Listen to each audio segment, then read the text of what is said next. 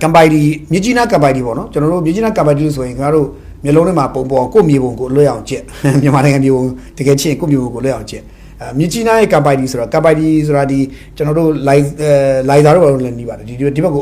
တရုတ်ပြည်ဘက်ကိုဖတ်ဖောက်ထွက်တယ်လမ်းကမ်ပိုင်ဒီကုံသွေးလမ်းပေါ့မြကြီးနားကမ်ပိုင်ဒီမှာဟိုဂိတ်ရှိတယ်ကုံသွေးဂိတ်ရှိတယ်အဲ့တော့မြကြီးနားကမ်ပိုင်ဒီအဲ့လမ်းပေါ်မှာရှိတဲ့ဒီစတုံးနဲ့မြကြီးနားစတုံးနဲ့ကမ်ပိုင်ဒီကြားပေါ့နော်စတုံးနဲ့ကမ်ပိုင်ဒီကြားအဲ့ကြားမှာရှိတဲ့စတုံးနဲ့ကမ်ပိုင်ဒီကြားအဲ့ကြားမှာရှိတဲ့စတုံးနားမှာပေါ့စတုံးမှာပေါ့အဲ့နားမှာမြို့စတုံးရဲ့စတုံးအထွက်နားလေးမှာတောင်းလေးပြိုတယ်တောင်းလေးပြိုပြီးတော့လမ်းကြီးကတဝက်ကြီးကြော်ကြီးပြိုသွားပြီးတော့ကားတွေမောင်းလို့မရတော့တာဖြစ်သွားတယ်ပေါ့နော်အဲ့ဒါဖြစ်တယ်မြေပြိုတယ်ပေါ့ဗျာမြေပြိုပြီးတော့ကားတွေသွားလို့မရဖြစ်ကုန်တယ်လမ်းမြေပြိုဖြစ်သွားတယ်အဖြစ်တာဟိုဖြစ်တာကတော့ဒီဇူလိုင်9ရက်နေ့မနေ့အစောကြီးပဲဖြစ်တာလို့သိတယ်စတုံးမြို့နယ်ကပ်ပါတီဂျားမှာကားလမ်းတနေအောင်ဖြစ်တာပေါ့နော်ဆိုတော့ဒီနေရာကအရင်တုန်းကတော့ဒီလမ်းကမြေပြိုလေးရှိတဲ့နေရာမှာတော့မဟုတ်ဘူးဒါပေမဲ့အဲ့ဒီနေရာရဲ့နီးနာအထက်နားတစ်ဝိုက်ဒီမှာခုနဒီကြောက်တူးတဲ့သူတွေပေါ့ကြောက်တူးတဲ့ကြောက်တွေကြောက်မဲလို့ပေါ့သူတို့ကြောက်မဲလို့ခေါ်တာပဲကြောက်တွေတူးတယ်ပေါ့ဗျာဘာလဲမသိဘူးကြောက်မျိုးစားတစ်မျိုးပြအဲ့မှာရှာတူးတယ်လို့ကြားတယ်အဲ့တူးတဲ့ခါကျတော့အဲ့ဒီနားတောင်နေရမခံနိုင်တော့ဘာလဲဆိုတော့အောက်ခံမြေသားတွေကပြိုလာတဲ့ခါကျတော့အဲ့မှာခုမနေ့ကဆိုရင်လမ်းပြိုကျပြီးတော့ကားလမ်းရဲ့တဝက်3ပုံ2ပုံလောက်ကိုကုန်စားသွားတယ်ပုံပြိုချလိုက်တယ်ဆိုတော့ဒီဘက်မှာလွတ်နေတဲ့နေရာလေးနည်းနည်းပဲကျန်တယ်လွတ်တဲ့နေရာလေးကားမောင်းလို့မရတော့ဘူးအဲ့မောင်းရင်အဲ့ကားပါပြိုတဲ့ပါမှာအဲ့တော့ဟိုဘက်ဒီဘက်ကားတွေကုန်ကားတွေကုန်ပိတ်တယ်ခီးသွားကားတွေပိတ်တယ်လမ်းသွားလာလူတွေစိုက်ကယ်လေးနဲ့တော့သွားလို့ရတယ်ကားနဲ့ဖြတ်လို့မရတော့အဲ့လိုဖြစ်သွားတယ်မနေ့ကအဲ့တော့ကမ်ပိုင်ဒီမြကြီးနားကုန်သွယ်ရေးဆိုတာကလည်းမြကြီးနားအပါဝင်ကချင်ပြည်နယ်တွေကဒေသအများပြားနဲ့ဒီအောက်ကပေါ့နော်ဒီစကိုင်းဘက်ကလူတွေရဲ့အတွက်စားသုံးကုန်တွေအများပြားရတယ်ကုန်စည်စီးဆင်းမှုအားကောင်းတယ်အထက်မြန်မာပြည်တွေတော်တော်ရေးပါတဲ့နေရာလေးတွေမှာလည်းပါပါတယ်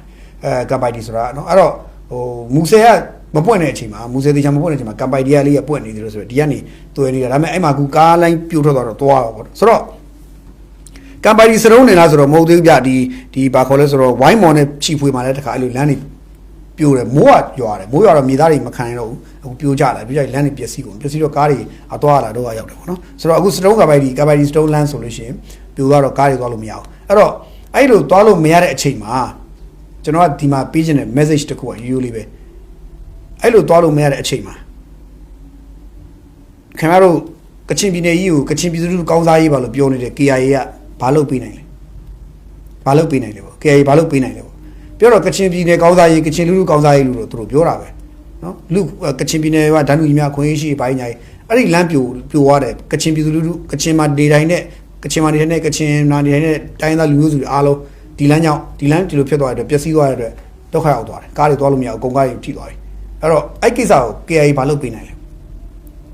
တရားဝင်မှုမဝင်မှုနဲ့စေနာရှိမှုမရှိမှုအဲ့ဒါအဖြစ်ပေါ့ဟုတ် KIA ကဘာမှမလုပ်ပေးနိုင်ဘာမှလည်းလုပ်ပြမှာမဟုတ်သူတို့အဲ့ဒီပတ်စံတစ်ချက်တောင်ကုန်ခံမှာမဟုတ်ဘူးနော်ကိုဖားကန်လူနေရာမျိုးတွေကြောက်စိမ့်တွေရတော့ကြောက်စိမ့်တွေခိုးထုတ်တယ်တဲတယ်မျိုးစုံဘာဖြစ်တယ်တရုတ်ပြည်ကိုခိုးရောက်တယ်နောက်တစ်ခါမြေရှားခိုးရောက်တယ်ဒါပေမဲ့အဲ့ရ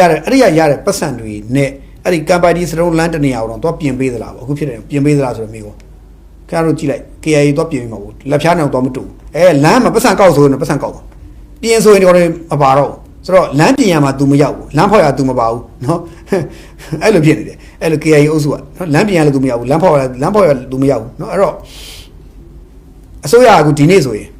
ကချင်ပြည်နယ်အစိုးရအဲ့ကမ်ပိုင်ဒီစတုံးလမ်းကိုတွားပြီးတော့ဘဟိုးဘူဒူဇာတွေနဲ့တွားပြီးတော့ဒီပြိုသွားတဲ့လမ်းတစ်ချမ်းဒီလမ်းဒီလိုရှိတဲ့လမ်းထားပါတော့နှစ်လမ်းသွား3ပုံ2ပုံလောက်ပြိုသွားပြီးတော့ဒီဘက်အပေါ်ပိုင်းတောင်နိုင်ငံလေးနဲ့တစ်ချမ်းမှာလွတ်နေတဲ့ချမ်းလေးနဲ့လွတ်နေအဲ့နေရာကဘာလို့လဲဆိုအစိုးရလွတ်တဲ့နေရာလို့တောင်နဲ့ထပ်ဖဲ့နေဒီနေ့ဆိုဖဲ့နေဖဲ့ပြီးလဲပြီးတော့ဖြိုချပြီးလမ်းတွေကိုဖိပြီးတော့ခင်းပြီးတော့ကားတွေယာယီသွားလို့ရအောင်အစိုးရလုပ်နေတယ်ဒါအစိုးရပဲအစိုးရဆိုတာအစိုးရချင်းကြံတယ်တပုံချင်းကြံတယ်ဆိုရင်အဲ့ဒါကိုပြောတာကျတော့လူထုအနေနဲ့ကနားလည်ဖို့လိုတာဒီလိုကိစ္စမျိုးတွေမှာပြည်သူလူထုကိုတကယ်စာနာထောက်ထားတဲ့ကိုချင်းစာတွေဆိုရင်ပြည်သူလူထုကတကယ်ဟိုစင်ပြေနေဆိုရင်အဲ့ဒီ KIA ကလည်းဒါလူတွေသွားတဲ့လမ်းသူလှုပ်ပေးဖို့သူကတာဝန်မရှိဘူးလားသူကဘာတာဝန်မှမရှိဘူးလားဒါပေမဲ့သူမလှုပ်ပေးဘူးနော်